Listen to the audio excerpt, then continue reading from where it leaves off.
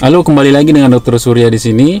Channel ini membahas tentang kesehatan reproduksi wanita, terutama masalah kehamilan, persalinan, atau gangguan-gangguan reproduksi wanita. Bagi Anda yang baru saja mampir di channel ini, silahkan subscribe dan kita ikuti terus video berikut ini.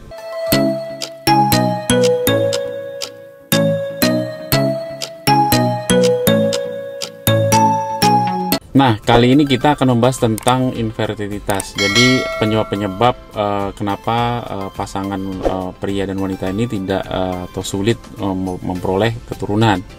Tentu ada dua di sini yang berperan, dari faktor pria dan faktor wanita. Nah, pada video kali ini kita akan membahas tentang dari sisi wanitanya dulu. Ini secara garis besar aja ya. Yang didefinisikan sebagai pasangan infertil atau pasangan yang sulit hamil jika pasangan ini sudah tinggal satu rumah dalam waktu 1 tahun dan melakukan hubungan secara teratur 2 atau 3 kali dalam 1 minggu dan belum juga memperoleh keturunan. Kalau kondisi ini terjadi, baru kita bisa bilang, oh ini pasangan ini sudah infertil. Nah, jadi kalau misalnya suami misalnya tugas di luar, atau istri ya jadi pramugari, misalnya terbang entah jarak jauh long distance, kira-kira bolak-balik mungkin sebulan tuh 1-2 kali, itu kondisi seperti itu tidak kita kategorikan sebagai pasangan yang infertil. Jadi definisinya seperti yang tadi kita katakan, bahwa pasangan ini harus tinggal dalam satu rumah dalam setahun dan sudah melakukan usaha untuk terjadinya pembuahan ya kira-kira 2-3 kali berhubungan dalam waktu 1 minggu. Nah, itulah definisi infertil. Biasanya kalau misalnya tidak ada masalah dari sisi perempuan ataupun dari sisi pria, biasanya dalam waktu 1,5 tahun itu pasangan ini sudah bisa memperoleh keturunan atau bisa sudah hamil. Nah, jadi intinya begini, kalau misalnya pasangan ingin mempunyai keturunan atau ingin punya anak, dari sisi perempuan, pertama dia harus mengalami yang namanya ovulasi. Jadi ovulasi itu apa? Ovulasi itu adalah suatu keadaan di mana ovarium mengeluarkan sel telur. Ovarium itu adalah indung telur. Nah, kalau pasangan ingin mempunyai keturunan, yang pertama harus diperhatikan dari wanita adalah bagaimana siklus menstruasinya. Kalau dia siklus menstruasinya teratur tiap bulan, berarti dia mengeluarkan sel telur. Nah, sel telur itu disebut sebagai ovulasi, proses ini. Ini penting karena kalau ada sel telur otomatis bisa dibuahi sperma kan. Jadi wanita itu bisa 400 sel telur dikeluarkan selama masa hidupnya, dari awal mengeluarkan mens ya sampai dia menopause, itu sekitar 400. Jadi artinya ada kemungkinan sekitar 400 kehamilan ya. Tapi nggak mungkin lah tiap bulan hamil ya kan, nggak mungkin. Nah gitu. Jadi intinya tuh ada pengeluaran sel telur yang namanya ovulasi. Dan ini bisa diprediksi. Nah, kenapa kata-katanya itu ada prediksi? Karena tidak pasti. Setiap wanita itu bahkan tiap bulannya pun dia bisa berubah-ubah masa ovulasinya. Tapi kita pakai range. Setelah masa ovulasinya diketahui atau dia haidnya teratur, tentu sel telur ini akan masuk ke saluran tuba atau namanya fallopian tube atau tuba fallopi. Dan ini tuba ini bisa tersumbat. Nah, jadi kalau misalnya tubanya ini dia tersumbat, otomatis sel telurnya tidak bisa ketemu sama si sperma, karena si sel telur dan spermanya ini ketemunya di saluran tubanya ini. Sering terjadi pada kasus infeksi yang disebut pelvic inflammatory disease atau radang panggul. Biasanya disebabkan oleh kuman chlamydia atau penyakit menular seksual, dan ini sering sekali menyebabkan penyumbatan pada kedua saluran tuba. Nah, kalau demikian biasanya tidak bisa terjadi kehamilan. Selain itu, pasangan ini juga harus rajin teratur berhubungan seperti yang dikatakan. Jadi kalau misalnya haidnya udah teratur, nanti kita akan prediksi kapan masa suburnya. Direkomendasikan berhubungan tiap 2 hari sekali pada masa subur. Karena kenapa? Karena sperma itu hidupnya 3-5 hari. Dan kalau sel telurnya keluar atau ovulasi terjadi, itu biasanya hanya 24 jam. Jadi kalau dengan rentang sperma yang hidupnya 3-5 hari, harusnya besar ya kemungkinannya untuk terjadi kehamilan kalau dilakukan pada masa subur. Kalau tidak lagi masa subur atau tidak terjadi ovulasi, tentu spermanya ini akan mati nanti di dalam kandungan wanita. Nah, dari sisi pria yang penting adalah spermanya. Bagaimana keadaan spermanya? Yang pertama kita hitung jumlahnya ya. Jumlahnya itu minimal 20 juta per cc sekali pengeluaran. Terus kemudian pergerakannya kalau bisa diharapkan lebih dari 30-40%. Jadi pergerakan itu biasa dibagi 3 ya, pergerakan yang aktif, yang tidak aktif, atau tidak bergerak. Nah, yang paling banyak nih kasusnya yang tidak bergerak. Yang ketiga adalah morfologi atau bentuk sperma. Bentuk sperma ini bentuknya macam-macam, ada yang kepalanya besar, kepalanya kecil, atau kepalanya 2, atau kepala 1, ekornya 2 ya, macam-macam sekali. Atau bentuknya ada yang rough atau permukaannya yang tidak rata. Nah, ini merupakan kondisi yang tidak aktif, atau sperma itu tidak bisa dibilang sebagai suatu kualitas yang baik. Nah, jadi kita memerlukan cuman 1 sperma untuk membuahi sel telur. Tadi makanya dikatakan 20 juta minimal ya, artinya kemungkinan sih memang ada berapa juta mati spermanya di kemaluan, terus mati spermanya di kavum uteri atau di ruang rahim, dan yang sampai ke saluran tuba mungkin cuma ratusan ribu atau bahkan 1 jutaan.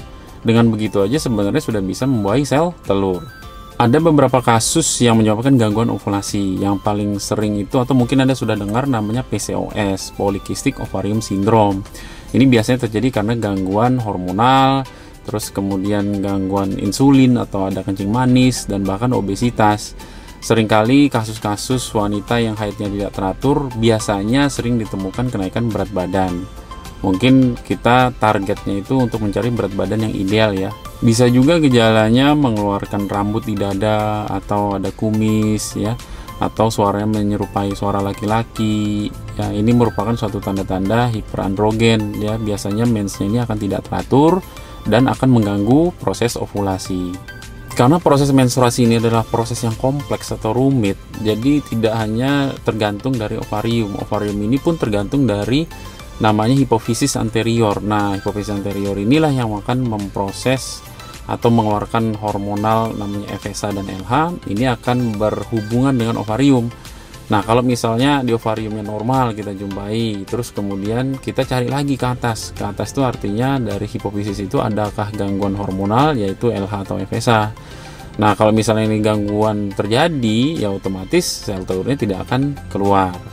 Ada lagi suatu keadaan yang namanya premature ovarium failure. Jadi artinya tuh si ovariumnya ini sudah gagal untuk mengeluarkan sel telur atau tidak terjadi ovulasi.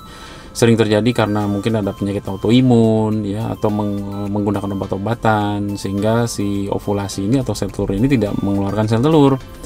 Otomatis tidak terjadi kehamilan. Ya, kadang-kadang kalau misalnya terjadi di bawah 40 tahun ya mungkin bisa menyebabkan menopause dini. Selain itu ada juga suatu kasus yang disebut sebagai hiperprolaktinemia ya, prolaktin itu berarti susu. Artinya suatu hormon yang dapat merangsang kelenjar susu. Kalau prolaktinnya tinggi, ini juga akan menghambat proses ovulasi. Biasanya karena ada gangguan di pusat ya, atau di sentral di otak. Karena proses pelepasan hormon prolaktin ini terjadi di otak. Yang paling sering mungkin karena ada tumor. Nah, ini harus dievaluasi. Jadi kalau misalnya pasangan ingin hamil dan sudah melakukan hubungan yang teratur dalam 1 tahun dan tinggal satu rumah, biasanya dokter itu akan memfollow up dari semua kondisi.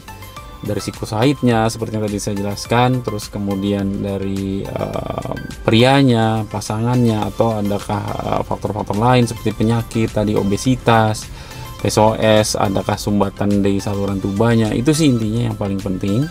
Penyakit yang tidak kalah pentingnya ini adalah endometriosis. Mungkin ada yang pernah dengar penyakit endometriosis. Ya, ini adalah penyakit yang sering menyebabkan nyeri haid. Ya, intinya khas sekali, dia nyeri pada saat haid, dia siklik, artinya tergantung dari siklus menstruasi. Kalau si wanita ini tidak mens, ya dia tidak akan mengalami nyeri.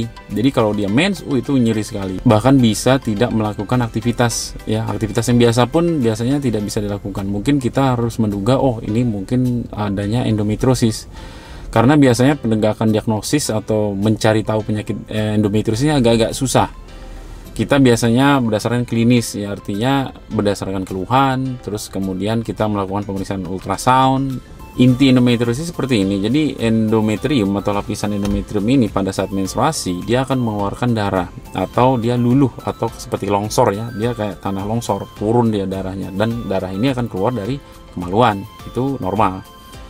Tapi kalau endometriosis ini, sel-sel endometrium ini dia tumbuh di lokasi yang lain, bisa di otot rahimnya atau otot uterus yang namanya adenomiosis, atau bahkan di luar, atau ya endometriosis eksternal.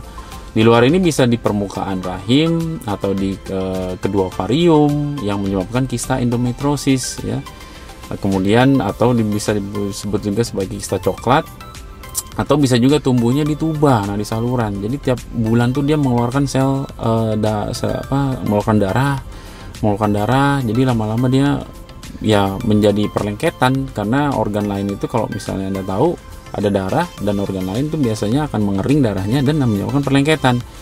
Ini yang biasanya akan mengganggu proses fertilisasi atau pembuahan yang mana sel telur tidak bisa bertemu dengan sperma. Kondisi lain yang juga harus kita lihat adalah serviks ya. Kadang-kala juga ditemukan polip. Jadi kalau ada polip serviks ini mungkin menghambat sperma untuk masuk ke dalam ruang rahim ya, sehingga fertilisasi tidak bisa terjadi. Selain polip juga bisa kita lihat apakah ada miom atau tidak. Nah, ini juga sering ya. Miom ini harus dideteksi dengan secara USG. Kita harus lihat miomnya itu lokasinya di mana, jumlahnya berapa, apakah ada kemungkinan si miomnya ini menekan tuba falopi sehingga sperma juga tidak akan bisa masuk ke dalam. Nah, ini akan mengganggu proses pembuahan. Ada lagi kondisi namanya cervical stenosis ya. Stenosis ini penyempitan. Penyempitan ini kenapa? Bisa juga terjadi karena ada malformasi bawaan ya, kelainan bawaan ya, atau mungkin ada proses pembedahan, misalnya pada kasus lesi prakanker. Jadi ada pembedahan yang menyebabkan jaringan parut atau jaringan sikatrik ya, sehingga si serviknya ini jadi kaku, dia tidak lunak dan tidak mudah sperma untuk masuk ke dalam. Ini harus dilakukan pemeriksaan juga. Nah, setelah melakukan pemeriksaan semua lengkap, ternyata tidak ditemukan masalah apa-apa nih. Misalnya spermanya bagus, si wanita itu siklusnya teratur, ovulasinya terjadi. Terus kenapa nih kok tidak bisa hamil-hamil?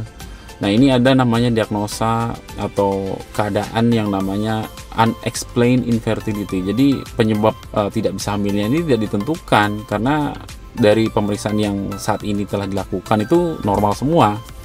Bahkan kadang-kadang ada yang sudah menjalani bayi tabung, proses suntik ternyata gagal, dan tiba-tiba si wanita ini hamil secara natural tanpa intervensi obat-obatan atau dari intervensi dari dokternya gitu ya.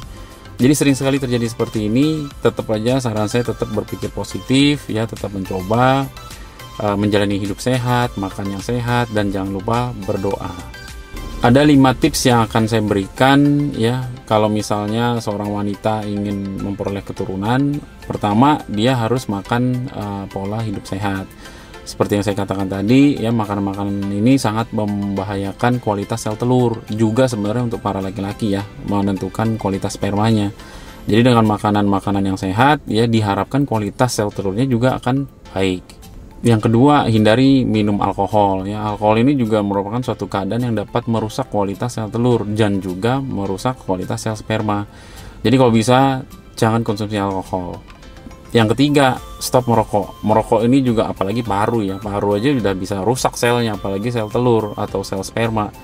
Memang nggak semua orang yang merokok itu tidak bisa hamil gitu, tapi dari penelitian kebanyakan ya itu berhubungan ya dengan meningkatnya konsumsi rokok dengan kualitas kesuburan, itu menentukan sekali. Jadi itu berhubungan. Yang keempat, hindari obesitas ya. Seperti yang saya katakan tadi, kalau obesitas atau kelebihan berat badan itu akan mempengaruhi siklus menstruasi. Otomatis kalau misalnya menstruasinya tidak teratur, ovulasinya tidak dapat terjadi. Bahkan kebanyakan wanita obesitas atau bahkan yang terlalu kurus pun itu tidak bagus untuk terjadinya ovulasi, sehingga akan menghambat terjadinya pembuahan. Selanjutnya, kurangi stres. Stres ini mempengaruhi sekali. Seperti yang saya katakan tadi, seorang wanita itu bahkan tiap bulan aja bisa berbeda-beda jadwal menstruasinya. Gimana menentukan masa suburnya? Nah, jadi dia harus menghindari stres. Kadang-kala stres ini menjadi pemicu tidak terjadinya ovulasi atau gangguan menstruasi. Bukan cuman gangguan menstruasi ya, bahkan keputihan pun juga akan menjadi lebih banyak. Bener nggak? Kalau Anda stres, pasti akan Anda terjadi keputihannya akan lebih banyak. Bener kan? Sering saya ketemui kasus ini. Jadi kita sebagai dokter itu tidak mengobati saja ya. Mengobati itu gampang banget, beli obat aja tanpa resep mungkin di Indonesia itu bisa gitu ya. Sebenarnya nggak boleh.